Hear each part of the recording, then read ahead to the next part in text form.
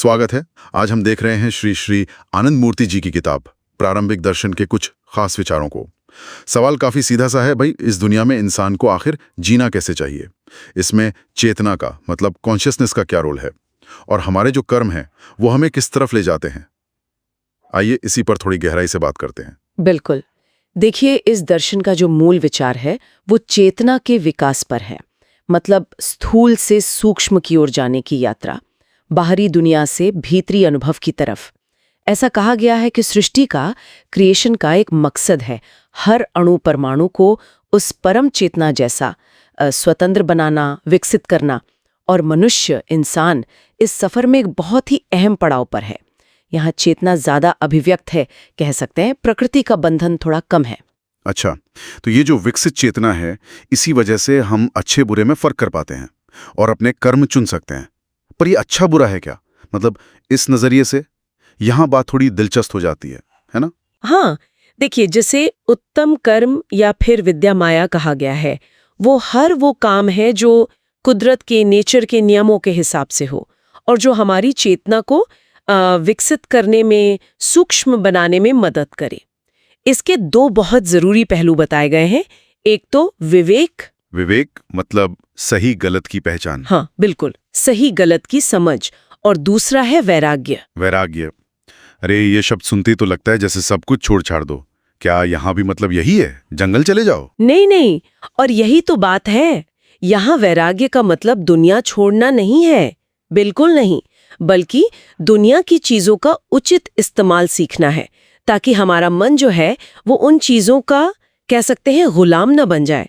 जैसे एक मिसाल दी है कि कोई नशीली चीज है, अगर उसे दवा की तरह इस्तेमाल करें तो वो उचित है, ये हुआ वैराग्य। अच्छा। पर उसी चीज को नशे के लिए इस्तेमाल करना, वो अनुचित है। और विवेक हमें यही समझने में मदद करता है कि क्या उचित है, क्या अनुचित। ये जो अनासक्ति है ना, चीजों से ऊपर उठना, ये मन को हल्का बनाता है, सूक्ष्म बनाता है। प्रकृति की पकड़ ढीली होती है, हम ज्यादा आजाद महसूस करते हैं। वाह, मतलब वैराग्य कोई नेगेटिव चीज नहीं, बल्कि जीने का एक बहुत ही एक्टिव और समझदारी वाला तरीका है। तो ये तो हुई अच्छे कर्म की बात जो हमें ऊपर ले जाती है। लेकिन अगर कोई इसके उलट काम करे, मतलब ऐसे काम जो चेतना को नीचे खींचे, जिन्हें कुकर्म या अविद्या माया कहा गया है, उनका क्या असर होता है?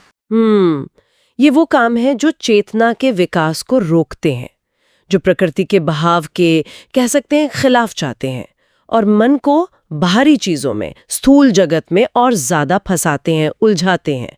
बताया गया है कि यही कर्म हमारे अंदर 6 तरह के दुश्मन पैदा करते हैं, षट्रिपु, जैसे काम, क्रोध, लोभ वगैरह, और 8 तरह के बंधन भी, अष्टपाश, जैसे नफरत, डर, शर्म, ये सब। ये हमारी अंदरूनी तरक्की के रास्ते में मतलब बाधा डालते हैं। और इसी में कर्मफल की बात भी आती है ना, कि जो किया है उसका नतीजा तो भुगतना ही पड़ेगा, कोई बच नहीं सकता। पर अक्सर लोग सोचते हैं पूजा पाठ कर ली, ग्रह शांति करा ली या माफी मांग ली तो बुरे कर्मों के फल से बच जाएंगे। इस बारे में क्या कहता है ये दर्शन? हाँ, ये बहुत जरूरी सवाल है। देखिए, इस नजरिए के मुताबिक ये तरीके कर्म के फल को मिटा नहीं सकते, खत्म नहीं कर सकते। कर्म का जो असर है वो भोगना ही पड़ता है। ये प्रकृति का नियम है, अटल, जैसे गुरुत्वाकर्षण। अच्छा। हाँ, ये जरूर हो सकता है कि फल भोगने की स्पीड या इंटेंसिटी बदल जाए। जैसे कुछ तांत्रिक क्रियाओं या रत्नों का जिक्र है, नीलम का उदाहरण दिया है। उनसे शायद ये हो जाए कि जैसे कोई कर्ज है तो उसकी किश्तें छोटी या बड़ी हो जाए, या चुकाने का टाइम कम ज्यादा हो जाए। लेकिन जो टोटल कर्ज है वो तो उतना ही रहेगा, वो माफ नहीं होता। बिल्कुल वैसे ही कर्म फल का सुख या दुख भोगना ही पड़ता है, उसका हिसाब बराबर रहता है, बस उसे महसूस करने का तरीका शायद थोड़ा बदल जाए। यानी कोई शॉर्टकट नहीं है कर्म फल से बचने का।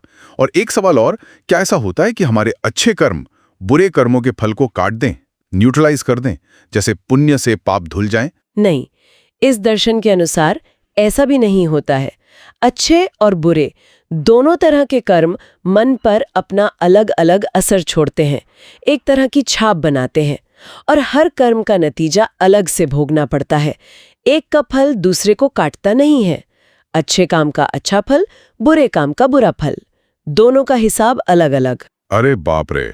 तो फिर अगर पूजा पाठ, मिन्नतें, जिन्हें यहाँ एक तरह से स्वार्थ वाली खुशामद जैसा माना गया है, वो कर्मफल से छुटकारा नहीं दिला सकती, अच्छे कर्म बुरे कर्मों को काटते नहीं, तो फिर रास्ता क्या है? मतलब कैसे जिएं, क्या करें? हाँ, रास्ता तो बताया है। ये दर्शन 2 मुख्य रास्ते सुझाता है। पहला तो बहुत सीधा है, बुरे कर्मों से बचना। जैसे हम जानते हैं कि आग में हाथ डालेंगे तो जलेगा, तो हम नहीं डालते। सही बात है। बिल्कुल। वैसे ये समझकर कि बुरे कर्म का नतीजा बुरा ही होगा, निश्चित है, उनसे बचें। प्रार्थना करने से आग की जलन खत्म नहीं होती। बचने का तरीका है आग में हाथ न डालना। मतलब बुरे कर्म ना करना। ये पूरी तरह से हमारे अपने चुनाव पर है, अपनी मर्जी पर। और दूसरा रास्ता है भक्ति का। लेकिन यहाँ भक्ति का मतलब कुछ मांगना या गिड़गिड़ाना नहीं है, बल्कि उस परम चेतना जिसे भूमा चैतन्य कहा गया है, उसके प्रति एक गहरा खिंचाव महसूस करना, एक जबरदस्त आकर्षण, और लगातार उसका ध्यान करते हुए उसी में लीन होने की कोशिश करना। ये रास्ता सीधा सृष्टि के मूल मकसद से जुड़ता है, चेतना का परम विकास और मुक्ति। और इतना ही नहीं, जीवन में जो दुख या कष्ट आते हैं ना, उन्हें भी यहाँ एक तरह से प्रकृति का सिग्नल माना गया है, इशारा, जो हमें कभी प्यार से, कभी जोर से ठोक पीट कर सही रास्ते पर लाने की कोशिश करती है। तो वो सजा भी असल में हमारे भले के लिए ही है। तो कुल मिलाकर बात ये हुई कि हमारी जिंदगी की दिशा हमारे अपने सचेत चुनावों से तय होती है। चीज़ों के प्रति हमारा सही रवैया, यानी वैराग्य की वो जो सही समझ है, और शायद उस परम सत्ता के प्रति एक गहरा लगाव, भक्ति, उससे तय होती है। ये चीज़ें हमें सृष्टि के विकास के उस बड़े प्रवाह के साथ जुड़ती हैं। और कर्मफल का नियम तो अपनी जगह अटल है ही, इसलिए अपने हर कर्म को लेकर जागरूक रहना, अलर्ट रहना, यही सबसे जरूरी है। जिम्मेदारी पूरी तरह हम पर है। बिल्कुल सही कहा। ये दर्शन जिम्मेदारी हमारे ही कंधों पर डालता है, हमारे चुनाव, हमारा नजरिया। और अंत में श्रोताओं के लिए सोचने को एक बात छोड़ जाती हूँ, अगर हमारा हर छोटा बड़ा काम, चाहे अच्छा हो या बुरा, उसका एक निश्चित नतीजा होता ही है जो टाला नहीं जा सकता, तो ये समझ आज अभी इसी पल हमारे छोटे से छोटे फैसलों को कैसे बदल सकती है। जरा सोचिएगा।